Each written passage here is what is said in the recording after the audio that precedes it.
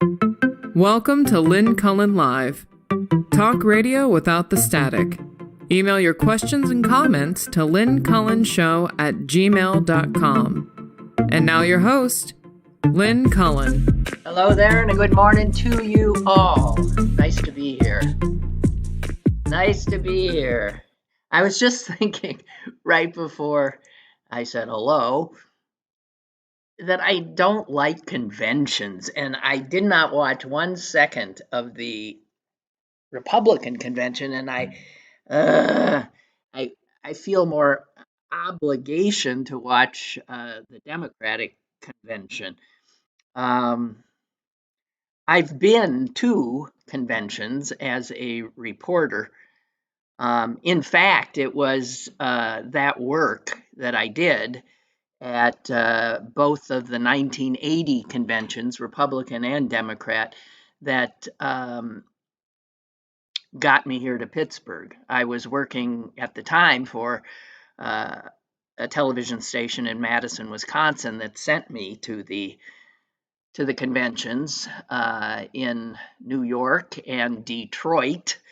And whoa, I mean, I've never worked so hard in my life at those weeks, and maybe that helped develop my aversion to conventions and the kind of absurd performance aspect of them, the clownishness of them, the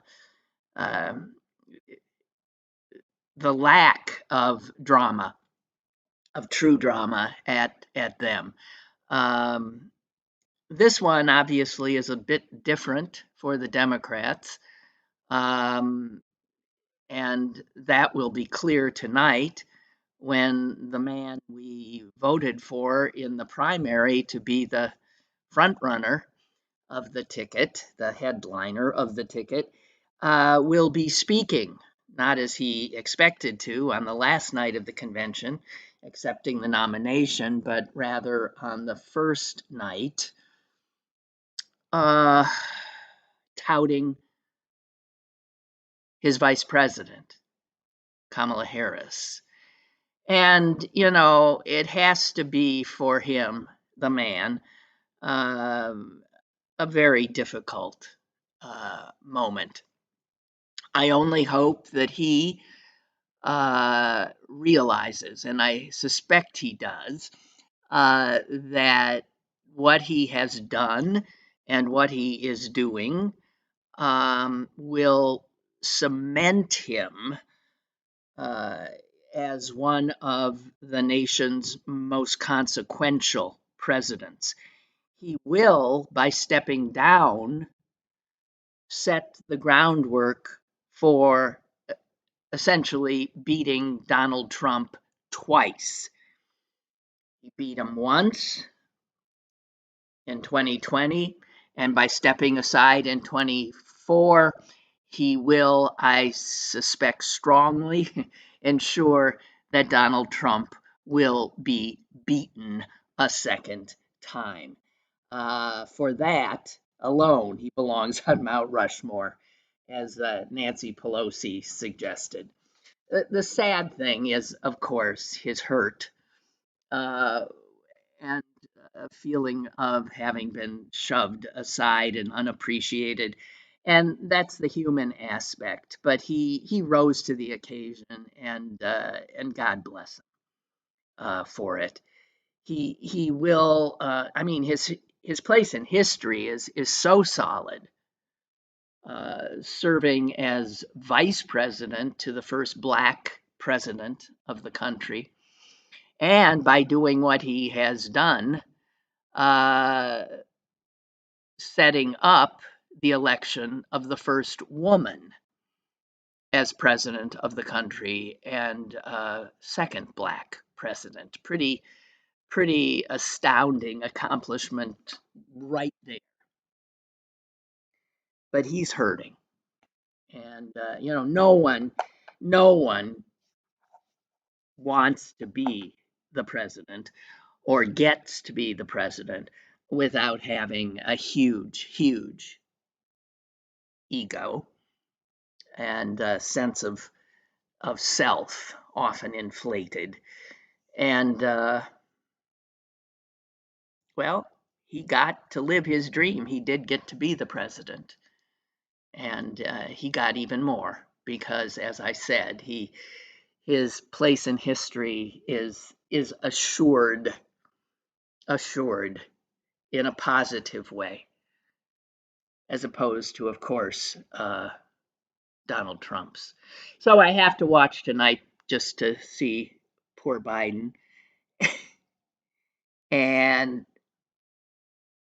how, I don't know. I just, I am an empath, and I can't imagine, the ovation he is going to receive, well deserved, but how he'll revel in it at the same time, suffer. If you love me so much, why did you push me out? I feel for him. I do, but God bless him. I believe I'm repeating myself now. I also want to point out, in case it hasn't been pointed out to you, that tonight, as our convention gets underway, to nominate officially and send off on the campaign trail officially the first woman president of the United States, Kamala Harris. Um, this comes on the 104th anniversary of the ratification of the 19th Amendment, which gave, of course, women the right to vote. Yeah, 104 years ago. So when my grandmother was born, she was born into a status at the time that would not allow her a vote. It is not that far removed. And now here we see a woman poised, I suspect, to become the first president of the United States. A little bit of history, in case you also didn't know it. It was Tennessee that provided the final state vote to ratify that constitutional amendment. And it passed in the conservative state of Tennessee by just one vote. And obviously, all these votes are votes of men. And the man who took on the extreme pressure he was under and rose above it in Tennessee was a man named Harry T. Byrne. And he believed in suffrage, universal suffrage, but when he cast his vote, he said he did it for his mother. And he said because his mom wanted him to. So, little piece of history that I love. I want to note something that I found out right before the show started, and in case you hadn't heard it, unfortunately, the obituaries just keep coming. That Phil Donahue has died at the age of 88. Phil Donahue, who remade the idea of what a television talk show host would do and what that genre could be.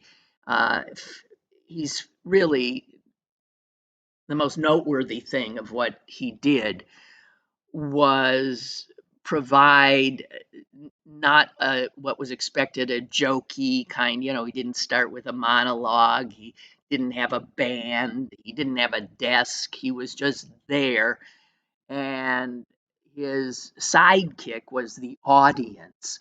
So he brought the audience in, and that has been a gift to us all.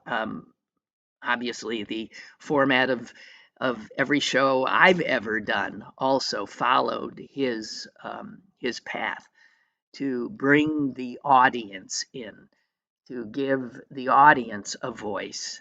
He used to walk out into the audience and put the microphone in front of audience members' faces. He thought that they often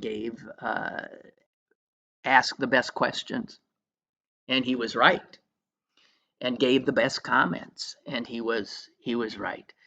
So Phil Donahue, an unabashed liberal, um, thank God he lives in a totally blue state. Otherwise, I'd look at every time someone who I know was going to vote for our side dies now. I think, oh no, a lost vote. And in that regard, and I must admit, did not have this thought. I was too sad um, that upon hearing of the death of Pittsburgh uh, radio legend P.J. Maloney, uh, just a great guy, and that is one less Trump vote. I mean, one less geez, Harris vote against Trump. I meant PJ. I'm sorry. Uh, PJ was just the greatest. He was the voice of KQV, the all news station. He was there from the beginning to the to the end. I think he signed it off. I don't know. He's just a wonderful guy, and I had the privilege of co-hosting some shows with him when I was doing a television talk show on the public station WQEX that was called Cullen Devlin and Devlin. Um, Often, if she was not able to be there, it's PJ I wanted, and so uh, he was funny, he was smart, he was good-hearted, he was kind, and he was a hell of a good time. And boy, I will miss his presence. His mom wanted him to be a priest. He would have been a hell of a priest. He would have. God. But no, he wanted to be uh-huh, a journalist. God. He served in Vietnam. It was for him, as it was for so many veterans of that war, a transformative experience, made him so against war that I don't know that he ever supported another. Just a wonderful human being. And my heart goes out to his partner, Sarah. Some of you know her, Sarah McCain, because she used to appear on my radio show at WPTT, bringing adoptable animals from Animal Friends, the no-kill shelter. She was, and PJ was as well, such animal lovers, and did so much good work in that regard. And they were a long time couple. Oh really, my heartfelt, my heartfelt uh, sympathies to them. PJ Maloney. I mean, you can't say as anybody who knows him, and this is a mark of a life well lived. You can't say his name and not be smiling. And man, if you want to have people say something about you when you're gone, that's a pretty good thing. I realize that every time I say his name, I'm smiling.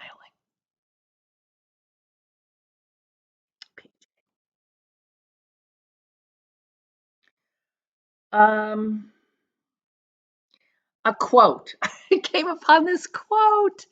I'm sorry, there's so much to talk about. That's always the case on Mondays. There's so much to talk about.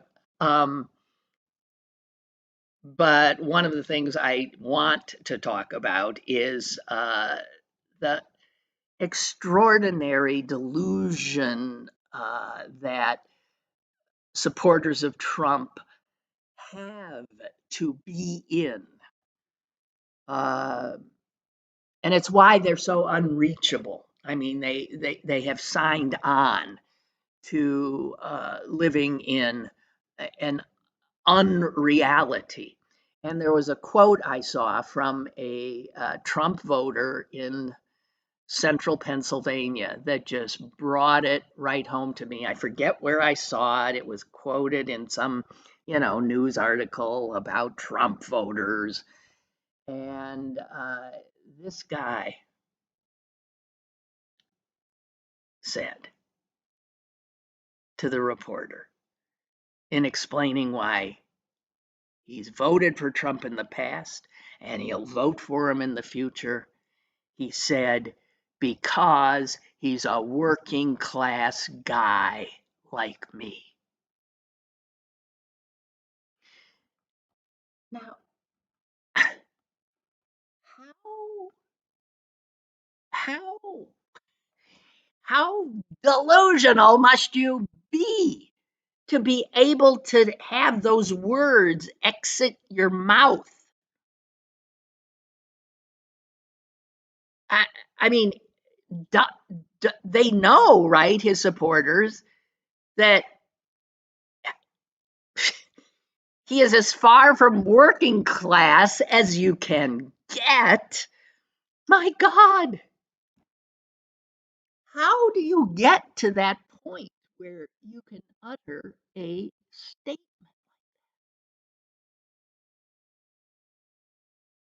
That was his reason. This guy understands me. He's a working class guy like me. Wow.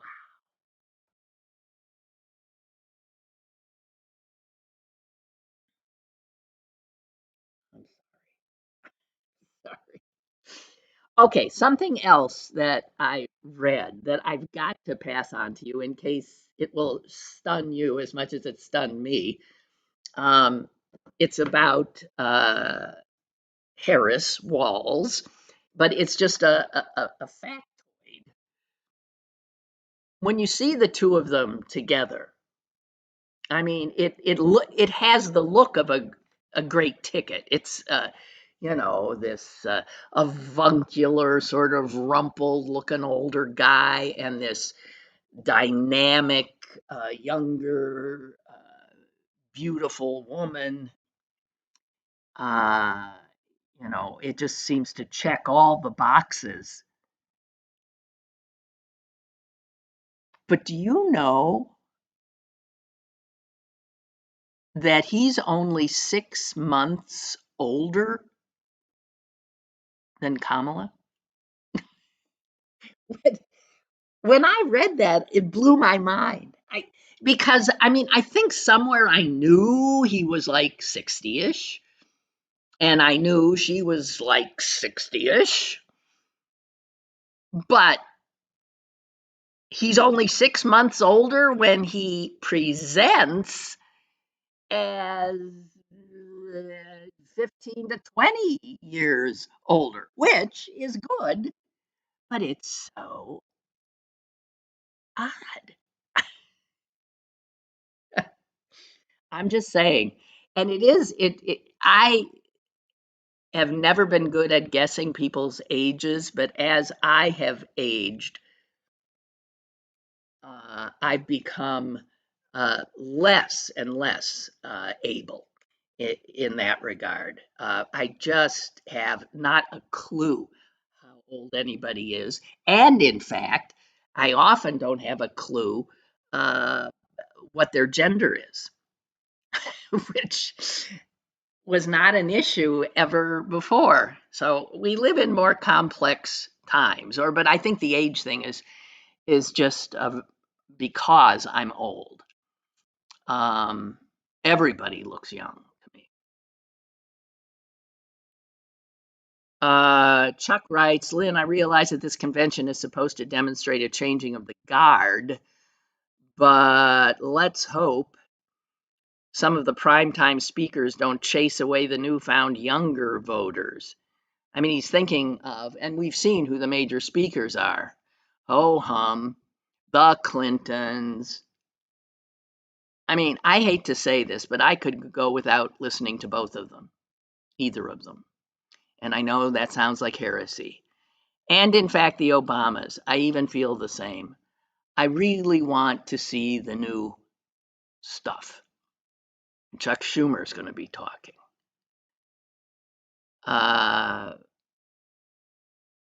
And Chuck writes, by the way, usually the nominating speech is reserved for an up-and-coming star in the party.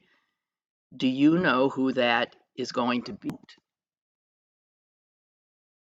He suggests Pete Buttigieg, Governor Whitmer. I have no idea. If they've said who it's going to be, one of us, the smart cookies in the audience, as Phil Donahue knew, will let us know. But in regard to whether or not the convention will have the smarts to let younger people speak, I read something really interesting today about how a lot of what are called, and I've always recoiled, social, social media influencers. You know, what young kids aspire to be now is an influencer. That is somebody who has somehow distinguished themselves on TikTok or Instagram or whatever, and have built these huge audiences who hang on their very word, whether video or I guess they're almost always video, right? So the good news is there are, I think, 5 influencers, young people who are in fact going to speak at the convention. Influencers that you and I don't know. I somewhere wrote all their names down, never heard of a one of them, but I can assure you that young people have heard of them. Here's the names. Here, I did write it down. Deja Fox, Nabella Noor, Carlos Eduardo Espina, Olivia Juliana, and John Russell, who between them have 250 million followers. So, Chuck, the good news is, yeah, they're going to highlight that. And then you got to figure that even if their audiences certainly are not watching dutifully like me or you, the Democratic convention, they will at least see what the people, these influencers they follow, have said at the convention, which is huge. So, I mean, in terms of who do I want to hear, I would like to hear these, younger people. I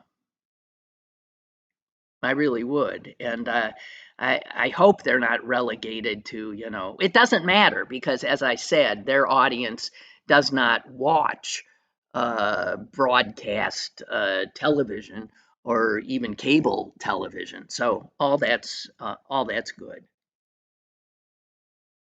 Yeah, Rust Belt expeditions, excuse me, that's the moniker of one of our chat people, says, yeah, well, I was wondering too. I mean, how is a guy like Trump who owns a gold toilet considered to be working class?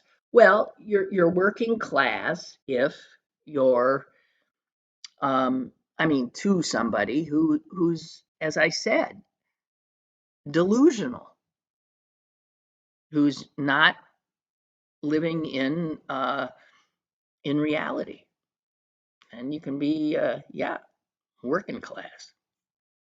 So, any of you get to see Harris and Walls when they came to the area yesterday? I think I had a chance to, and I'm actually glad that I missed it.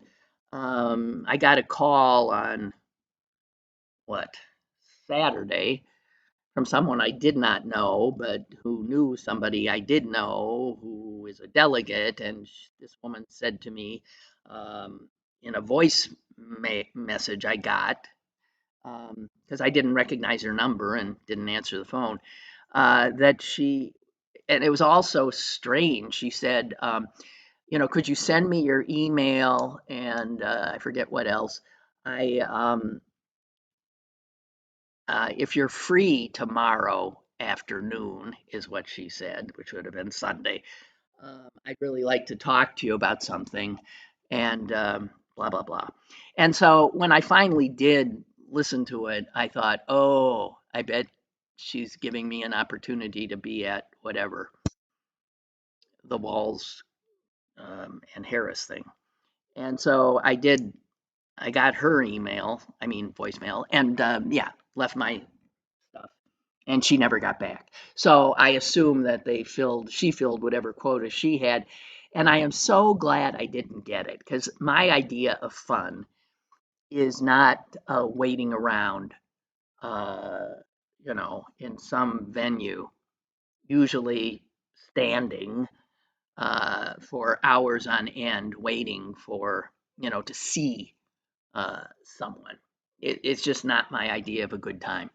The last time I did this, it was at the convention center. Who the hell was I seeing? Um, oh wow, who was I seeing? Who? It wasn't Biden. Uh, was it Hillary? My God, I don't remember. It was Hillary, I guess. Yeah. And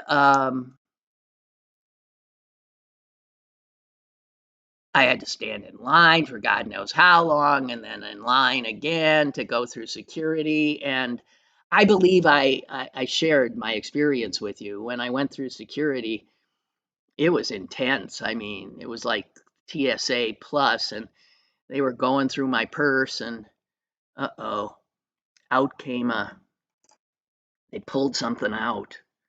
And I saw what they pulled out, and I thought, oh, damn. And it was this little lovely wooden thing that I had, which held a little bit of pot and then something that looked like a cigarette, looked exactly like a cigarette. And it was called to me, one hitter.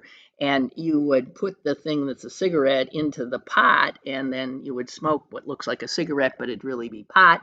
And I had it in my purse because it was always in my purse, and I forgot, and they took it.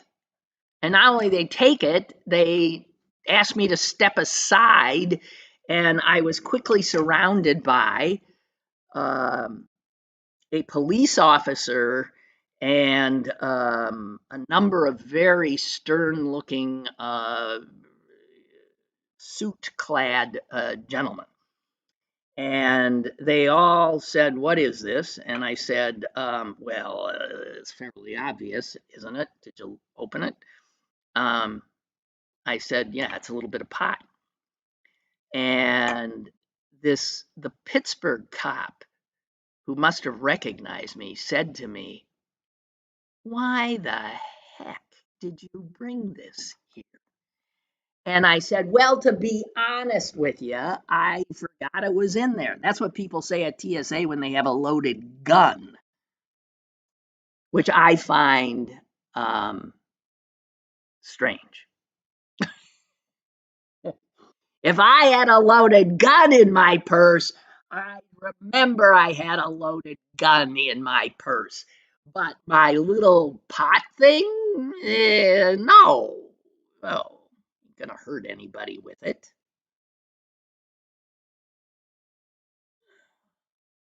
You know, I whatever. So anyway, they took it. I said, "You can have it." I was just trying not to get arrested. Anyway, they took it. I lost it. But the good news was they let me in. Potless. I mean, I wouldn't have smoked in there, but yeah, they let me in. And as a matter of fact, when I told a friend of mine that I think I might be asked to be at one of these events with Harris, the first thing she said was, "Don't bring your pot." So anyway, all of that is water under the bridge. I always have to think about this. Water under the bridge and or over the dam, right? Is that the, yeah, it'd be water over the dam and water under the bridge. Oh, God. So, what else? What else? Um, I saw one, I appreciate this. So some of the local yokel dignitaries who were there, I saw a quote by the guy who's running for attorney general. He's running for attorney general. Eugene DePasquale. He was the auditor general. He's running for attorney general who can keep track. But he gave a speech to the crowd there waiting interminably to get a glimpse of Harrison Walls. And he said this: "I know some people call him weird," speaking of the obvious, "but here in Western Pennsylvania, we just call them jagoffs." So I love that, and I want to thank Mr. DePasquale for that. He's got my vote. So it was odd what they did when they were here. So they went to Aliquippa to Equips, their high school, their amazing high school football team practice. They took Prantle's burnt almond tort to the fire station there, and all of that is okay. I guess that's I don't quite get it, but I guess the thing is to get on. First of all, it's easier to secure these, smaller in terms of security. I found it interesting that even media was not told what the next venue was. I guess they were allowed on one of the buses, but they didn't know where they were going. So that's some serious security where people would not be showing up. Um, I sort of thought maybe because Bruce Springsteen was in town that he might, pop up, but I guess he didn't. Even though Walls is a big who isn't Springsteen fan. In fact, Josh Shapiro sent out a picture of Walls and him, of Shapiro and Walls and two other guys I couldn't place, at a Springsteen concert that they'd gone to together. I think he said was in New Jersey. So yeah, there's all of that.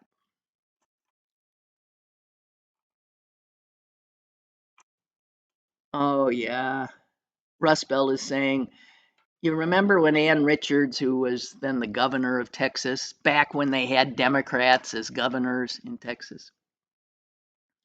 Remember what Ann Richards said about George Bush? Poor George, he can't help it. He was born with a silver foot in his mouth. Oh, God. She was a great woman. great woman, mother of another great woman. Why am I blanking? Cecile Richards, who headed Planned Parenthood, and who I believe is struggling with I think, with a serious illness. Last I heard, I just want to say. I also want to say, because I can, that Anne, I mean, Cecile and I did share a lover. Well, I know that because when I bumped into him, believe me, decades after our assignation, he told me that he had was very close at one point to Cecile. I thought, all right, okay, well, that's okay. I got no problem with it. If I were you, I'd slept with her too. I'd have slept with her too.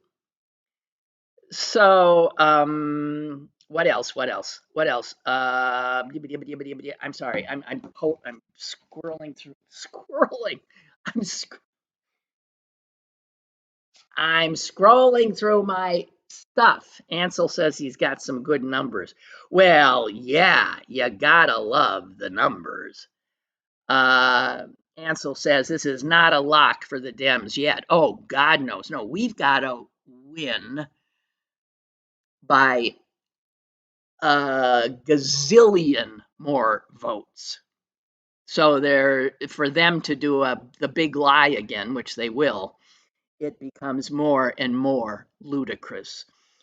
So Ansel's saying, let's stop acting like we won already. You're right, Ansel. I know I've been doing that a little bit today, and it's wrong and stupid.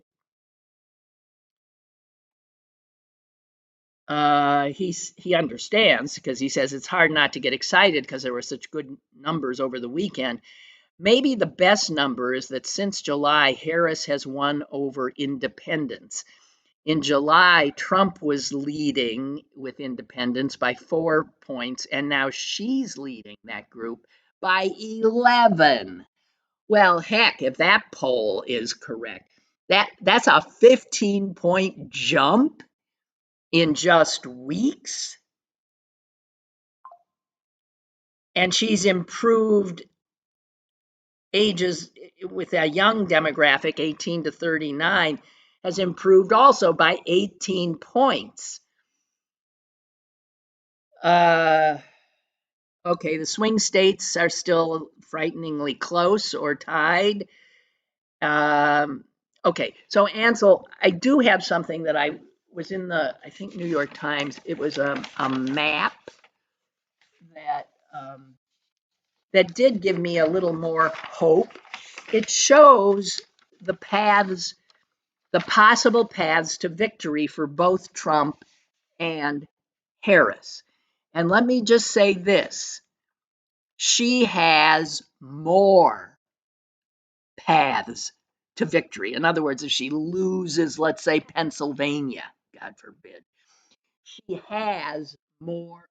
It's not the end.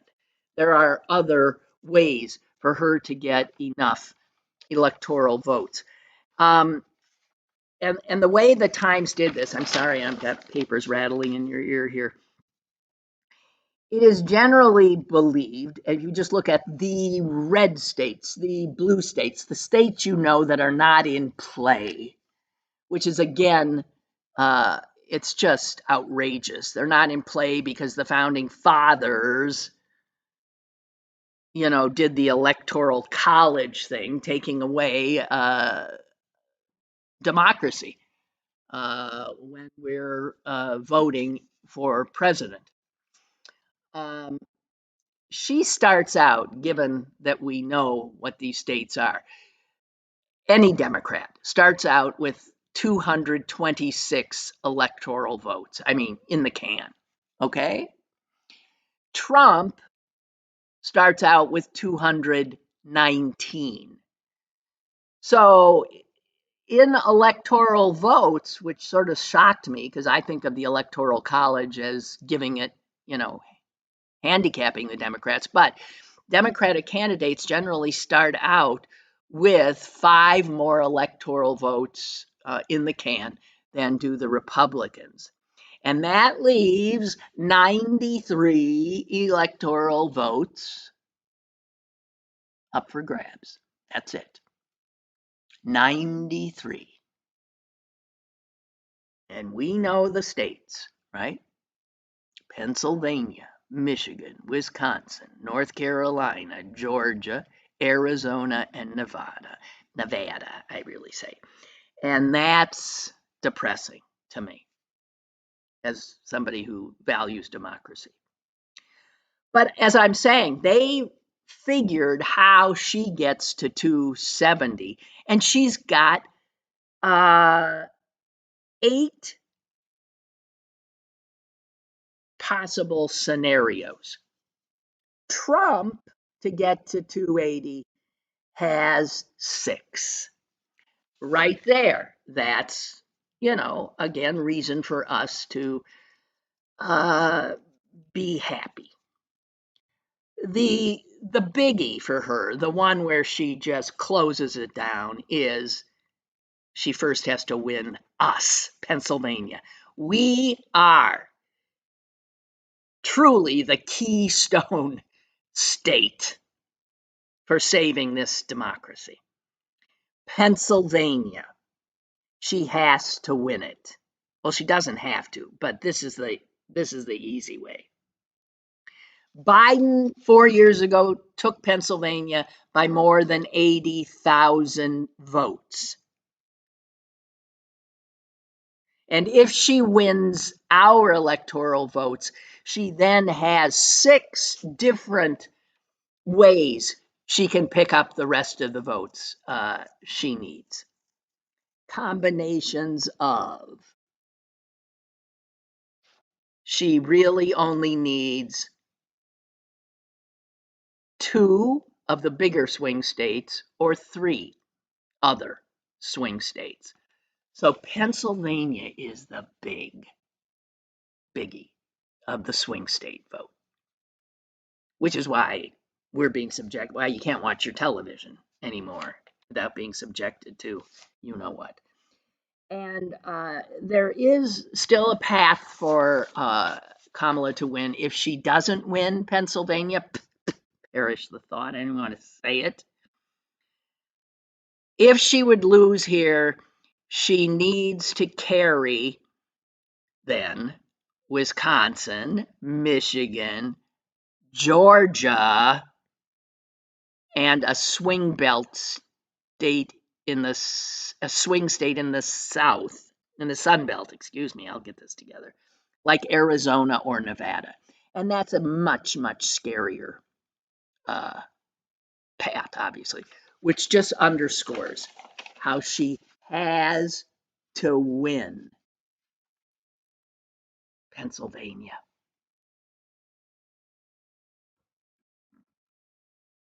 Now, Trump's path, if you want to hear it, the state he absolutely has to win is North Carolina. And if you've seen recent news articles where under Biden as our standard bearer, there's no way we were taking North Carolina. But the polls now show that we got a good shot. We do, of taking North Carolina. And remember this, if we win North Carolina, he's done. Which, I was thinking, even if they don't call all the states, we might be able to get to bed early election night. Because, North Carolina in the Eastern time zone, if we really do it there, it's over.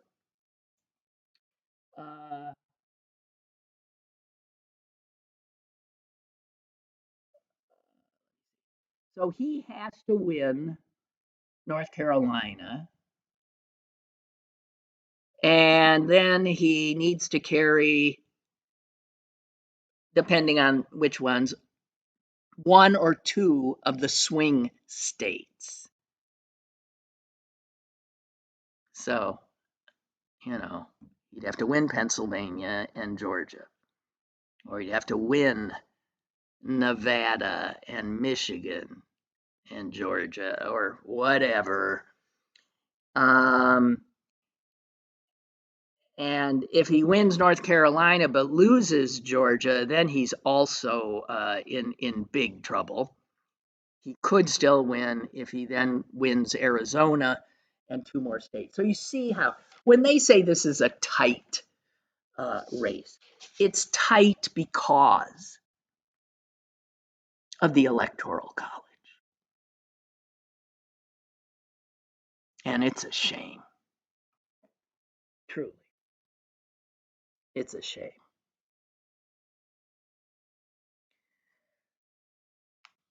Okay, so one of the things that happened over the weekend, and when I heard it, I couldn't. It's old news now, but boy, does it need to be put in a bunch of ads. I mean, and I'm sure it will be for Kamala, if just to remind people of who Trump is, and that obviously is what he said about Medal of Honor winners. You can't make it up. And it underscores what we've been told by so many reputable sources, including his then chief of staff, that he doesn't understand why people would die for their country. He doesn't understand military service. And if you die in it or get captured, in his mind, obviously, because he repeats this over and over, you're a loser. You're a sucker.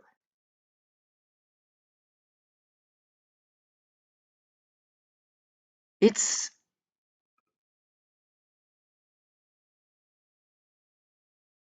I mean, his saying that, well, you know what he said. He was saying that the Medal of Freedom, which is given to civilians, is better than the Medal of Honor because, here's what he said, these are his words, because soldiers get the Medal of Honor and they're in very bad shape. Everyone, here's what he says, everyone who gets the Congressional Medal, which is not what it's called, it's the Medal of Honor, everyone who gets the Congressional Medal, they're soldiers. They're either in very bad shape because they've been hit so many times by bullets, or they're dead. And then he lamented that the Medal of Honor and the Medal of Freedom are considered equal, which is also not true. The Medal of Freedom doesn't rise to the Medal of Honor. And because he was giving it to somebody who was living, and he said, a beautiful woman. Oh my God. You might have missed it, but the VFW,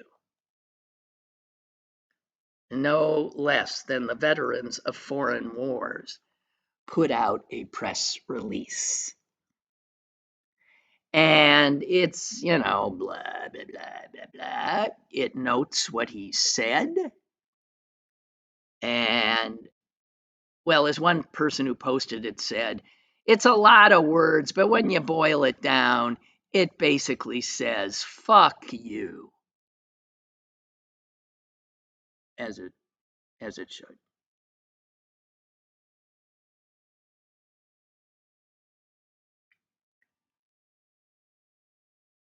And that's good. And you got to bet a lot of veterans, and you wonder how a veteran could be in his pocket. You wonder. Again, the kind of sort of willful cognitive dissonance that they have to ignore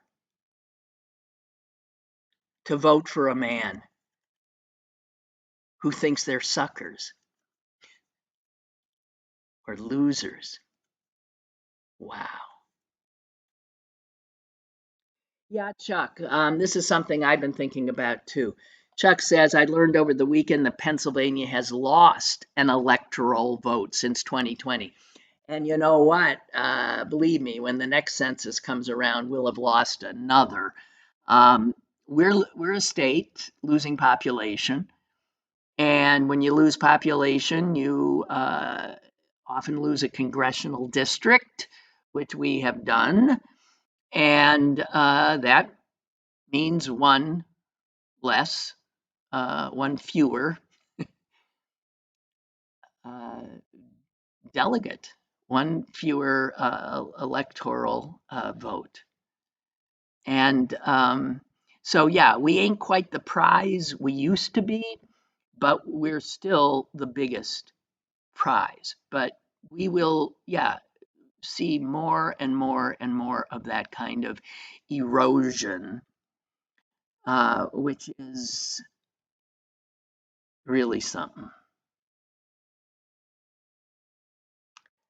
Um,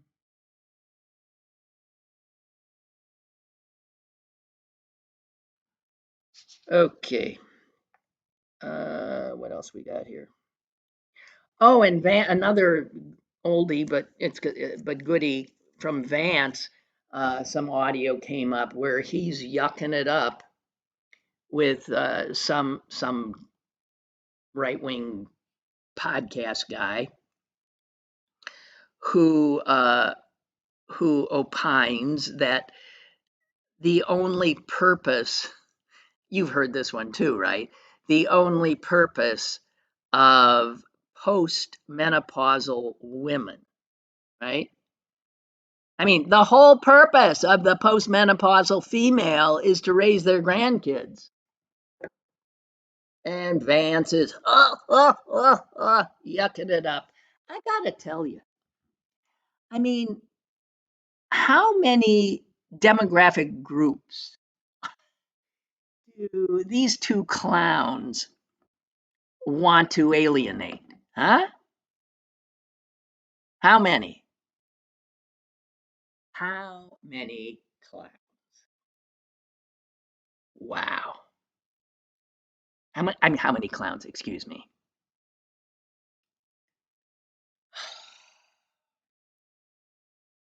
I saw a great when I was walking my dog. I can't remember if I told you this.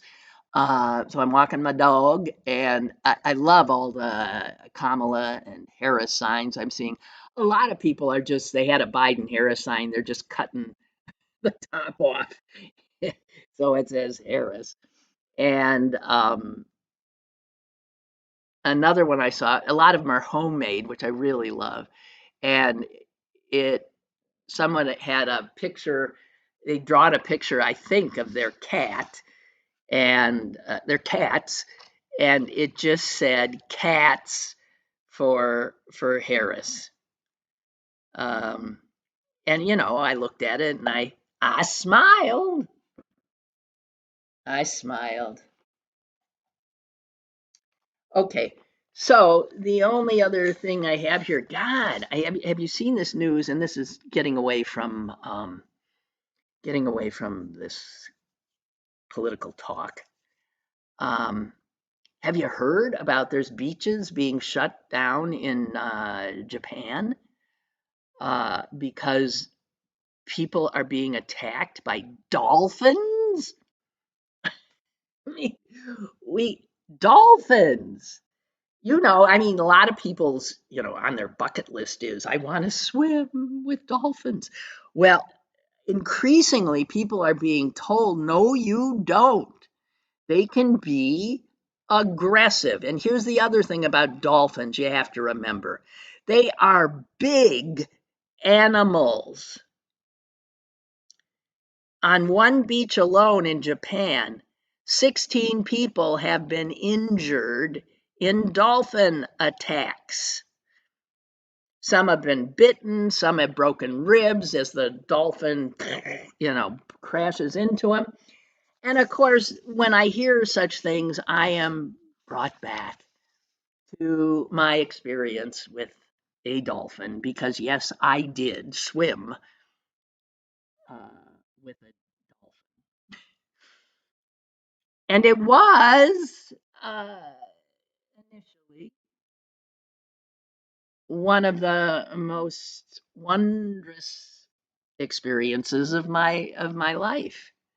I mean, really, to be that close and in its nat. I mean, obviously, you're not gonna be with a dolphin on land, so not being in my own environment, having to slip into his, and it was a male dolphin, and but a male dolphin in captivity, and this was at the Pittsburgh Zoo, and I was swimming with him, and he was nosing, and they got that big nose. He was nosing around on me, and I had a wetsuit on, and I was told by the guy from the zoo who was superintending, you can put your, hang on to him, put your arms around his neck if you can ascertain where his neck is, and see if you can literally let him take you around. So I did. And oh my God, he started swimming so fast. And because it was in a relatively constrained, pool, we were going in these huge circles and he was speeding up and speeding up. And I was howling in delight and just slight fear. Well, another thing that was amazing about him was just the obvious strength and the softness though of his skin. It felt, I said, the only thing I could think of later was it's like sort of like a baby's bottom, that just silken skin, but under it muscle, a muscle. And so here was this amazing animal. And around and around we were going, and then it really did, as I say, get faster and faster and faster, and all of a sudden he shook his head, a shrug kind of a thing. And what he was doing was shrugging me off, and it worked. I went flying, flying through the air, and bang, crashed into the side of the pool. And then, with my back up against the wall, he came at me. And let me just say, it was, yeah, it was, he stuck his, I am not kidding, he stuck that huge sword like nose in between my legs and started moving his head quickly back and forth and back and forth. And with each move, my leg shot up and then the other leg shot up. He was, laying me out. And it happened, I'm sure, very quickly. I don't know. And then all of a sudden, I was flying through the air again. And it was because the guy from the zoo had run over and grabbed me under my arms and pulled me out of the pool and onto terra firma. And I said, what just happened? And he said he was sexually aroused. And, he was later when I dared look. And here's the thing. They are extremely sexual animals. And a male that hasn't gotten any in a long time, and he hadn't because he was alone, wants it. So the sense in Japan is all the attacks might be just one single sex-starved, horny as hell, lonely dolphin. And, since you don't know, it's best to beware. Some guy who is a dolphin expert said, people need to stop trying to interact with these animals. They would run away if it were a bear. And there's no difference between dolphins and bears in terms of destructive capacity. Professionals like us, this guy who's an aquarium director went on to say, we're scared of them. But people who don't know think they're just cute. Okay, well, I'm a people who knows, and they are wondrous. But yeah, swim with them at your own risk. Really. Yeah. Okay, I guess that's it for me. It's been very nice talking to you. Well, it was at you today mostly because nobody called, which is okay because I often don't even see that you are there. But I thank my emailers, and I'll be back tomorrow. I believe Susan will be in tow, and I shall look forward to it. Lynn Cullen Live, Monday through Thursday from 10 a.m. to 11 a.m. and archived at pghcitypaper.com. The opinions expressed on Lynn Cullen Live are those of the host and do not necessarily reflect the viewpoints of Pittsburgh City Paper or its advertisers.